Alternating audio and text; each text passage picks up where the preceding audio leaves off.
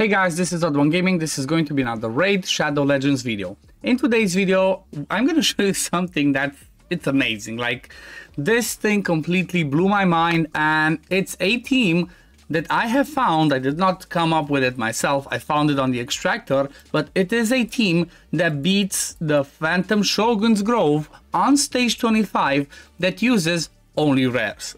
It's just mind-blowing. Just thinking and saying it out loud, it's still insane, and I cannot believe it's actually possible. Like, I just beat stage 25 for the first time actually today. I've never done this before. I think it's been like, what, 1 year since it came out, and it's the first time that I'm actually doing it. And the reason why I started to do this, and you know, the reason I'm trying to farm it, is not necessarily because I wanted those stats for my accessories to ascend them, but it's because of the Marius missions. Okay, we all know how amazing Marius the Gallant looks to be, and I really want to get him. And basically I'm kind of stuck on the ascension, you know, on the ascension missions where it requires me to ascend accessories. So because of that reason, I said, you know what, let me finally do this. There's a free gear removal going on right now, so what better time to do this than now?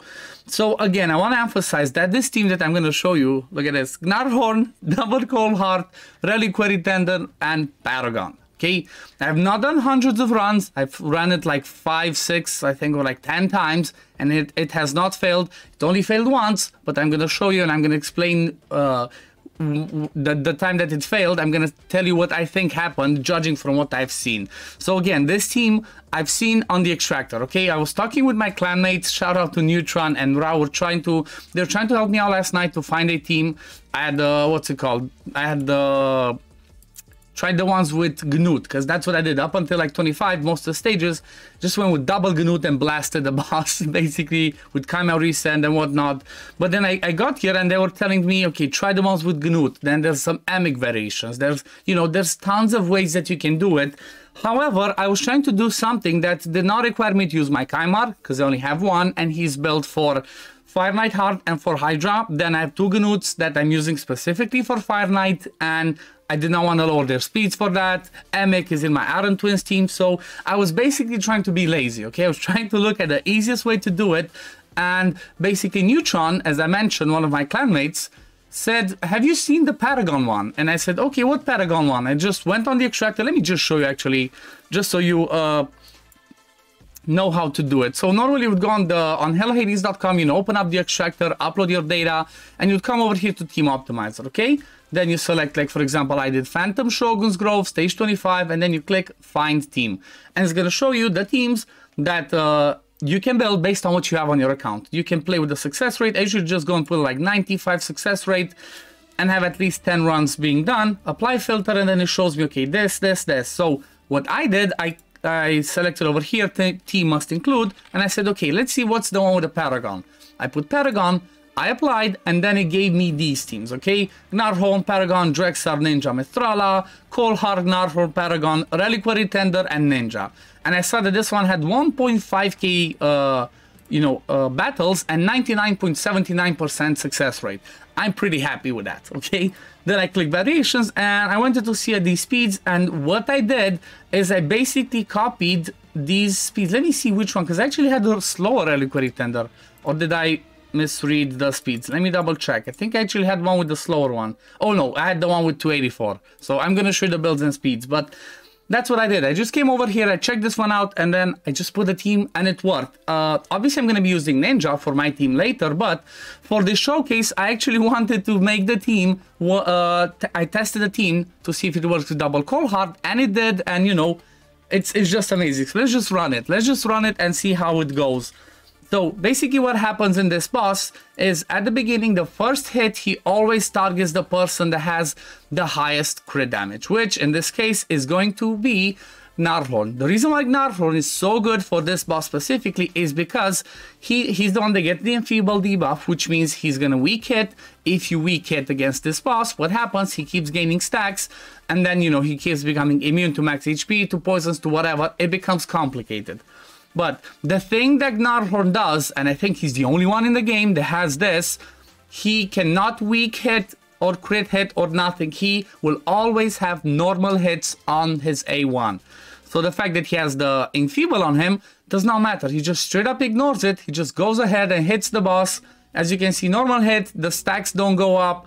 And then the cold hearts on the side, they just keep, you know, they're the ones that do the damage. And cold hearts can be anybody else that you want. Anybody that brings you max HP damage, poisons, HP burns, whatever are going to be your best hitters. Like, if you have a Krisia, it's going to work with a Krisia. If you have Gnut, it can work with Gnut, but keep in mind it's going to be tricky because Gnut's wrong affinity against this boss. So you might want to try and put him in the, what's it called? The affinity breaker set. You could try that one out. However, I'm not sure it's going to be 100% reliable because, well, if these stacks go up too much, then you're going to have a problem. And this team works because of these three. Okay, these are the core, but honestly, the only two that you need to be specific ones for this team to work, as far as I see, are Gnarhorn, because he's going to be the one that's going to take the hit, and then Paragon. The reason why Paragon's good in this team is because he has it unkillable on his A2 that's on a 2-turn cooldown, and he's going to always keep Gnarhorn unkillable. The boss is going to keep hitting Gnarhorn trying to kill him, but he's not going to be able to do that because of the unkillable that Paragon keeps putting on him. As you can see, it works like a charm. When it comes to Reliquary Tender, well, this one, she can be any cleanser that has a cleanse on a 3-turn cooldown, okay? I just use her because, well, that's what I saw on the team. I had her as a rare, and why not? Either built, either booked. Don't use her anywhere. I said, you know what, let's make something fun, and this team is just amazing. Now, let me just show you the presets.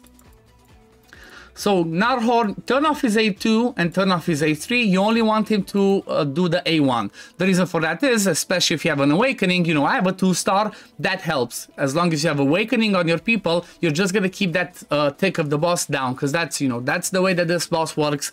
That's how they implemented it. It's around the Awakenings. The higher Awakening, the more you take down that timer of his, and that's really important. So he just A1s, that's about it. When it comes to Cold Hearts, they only do the A3 and turn off the A2, okay? The reason for that is, both of them are in Reflex, okay? Both of the Cold Hearts are in a Reflex build. Then Reliquary Tender, you make her open with the A1 and then do the A2, because she's gonna get a turn before the boss does that spread of Enfeeble and decrease defense. So you want her to go afterwards and do the cleanse.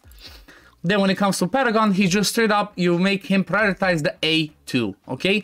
Now, when it comes to the speeds, like I showed you, the speeds that you will have, let's see, wrong one. Where is it, this one? Where did I go? Where did it go? Where's my team go? Okay, I don't know why it keeps jumping around this time around, but basically the speeds that I copied, like I said, I did not come up with this. I just saw this team over here myself, and I just copied the speeds that I saw there on at least on one of these ones. I think it was actually the top one, yeah.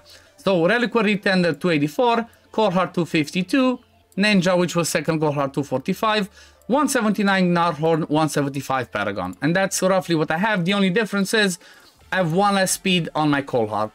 It still works. I've heard some people say that it might be tricky. You might need to have specific speed sets, you know, specific speeds and whatnot. So what I suggest, if you're trying to build this team, try to copy these speeds as close to it as possible, or try to get them exactly the same speeds that I have. So let me show you exactly the builds, because again, I've not tested with different things. I've not dropped speed sets, tried different speed sets. I just copy the speeds, put them on my champions, and then away I went. So let's start first of all with Gnarhorn. I built him basically to have the highest crit damage, like I said, because the boss hits the first time, the person that has the highest crit damage. So I gave him 243 crit damage, the speed that we require, and then as much survivability as I could. You can see just broken sets, no any special set, just went over, no masteries on him either. So you can see I think 4 people don't have masteries in this team. So I can give them masteries, can give them War Master, and this team can be even faster. Then when it comes to Reliquary Tender, I have 2 speed sets on her. Again, what I saw on the page was 3 speed sets. So not sure if you need at least 1 speed set or something, but it worked for me at 284 speed, and then honestly just made her survivable. Didn't care about anything else. She is booked. You need this on a 3-turn cooldown, like I said. No masteries. Second person without masteries. Now Paragon. First of all, he has no masteries. Second of all, he's only level 50, so, you know, it just works like a charm. Again, he's booked. You need this A2 booked because it's on 2-turn cooldown. You want to have that unkillable, always be ready. Then basically I gave him a toxic set. Again, same thing that I saw there. It's a smart idea. Give him toxic, a little bit more damage from those toxic set ticks. And basically what I chose to go with him, and it seems like I built him before I saw the testing of if you have too low HP, you get hit and you get killed.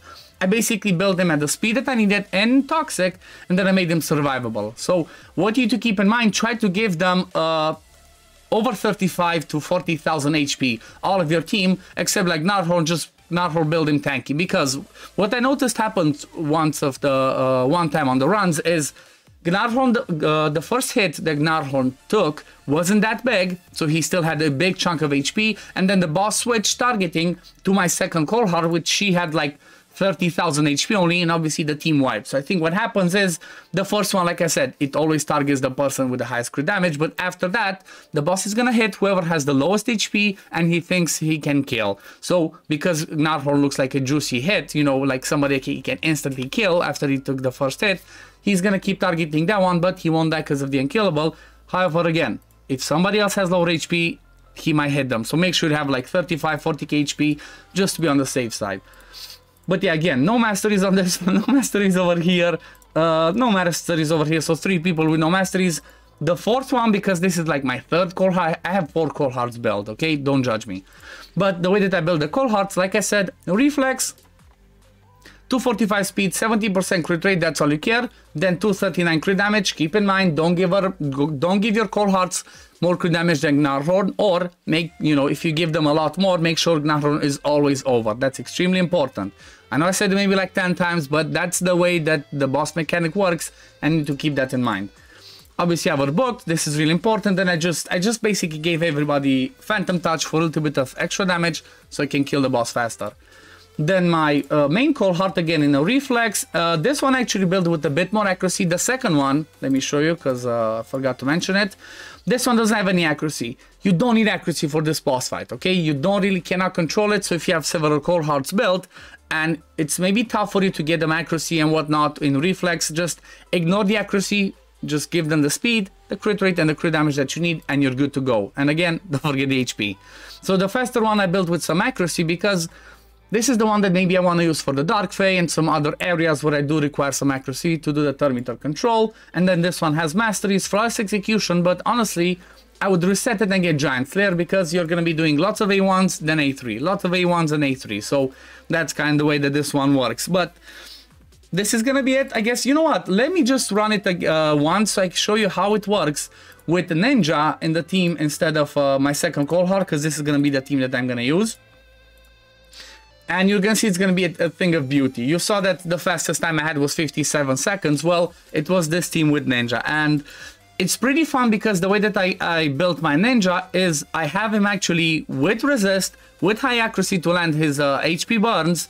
And I do have him also in regen. So I'm surprised that I could do this. He has like 330 or 340 resist. He has 600 almost accuracy with 245 speed. So that kind of shows you the power of having the, what's it called? The ascension bonuses. Because lots of the pieces on him are ascended and whatnot. And yeah, that way that Ninja is built, I can use him in Doom Tower as well. You know, if you want to take him in areas where he just blasts with that A2, it's gonna help you, and the regen is really important because otherwise, you know, he's gonna get killed. So you could try lifesteal, but I don't think it's as easy. I think you'd rather have regen because that is easier to self-sustain, and you can give him the evil eye if you cannot quite reach the, what's it called, the accuracy required. And look at this. This is gonna be again around 1 minute. There we go, 57 seconds. Again, the power of Ninja helps me kill it faster, but again, Ninja basically can be whoever's your best, like DPS, max HP champion, again, Gnut, Infinity Breaker, Acrisias, maybe even somebody like a Walking Tomb Drang or an Artak, they could work as well. But if you have Ninja, you're obviously gonna use Ninja because he's a beast. But anyway, this is gonna be it for today, guys. I hope you enjoyed it as much as I enjoyed making it because it's mind-blowing. I still cannot believe that 5 rares can beat the Phantom Shogun's Grove on 25. It's just insane. But yeah, thank you all for watching, guys. As always, if you do enjoy my content, don't forget to like this video, subscribe to the channel to see when I upload next, and I'm gonna see you on the next one. Peace, love, take care, everyone. Bye, guys.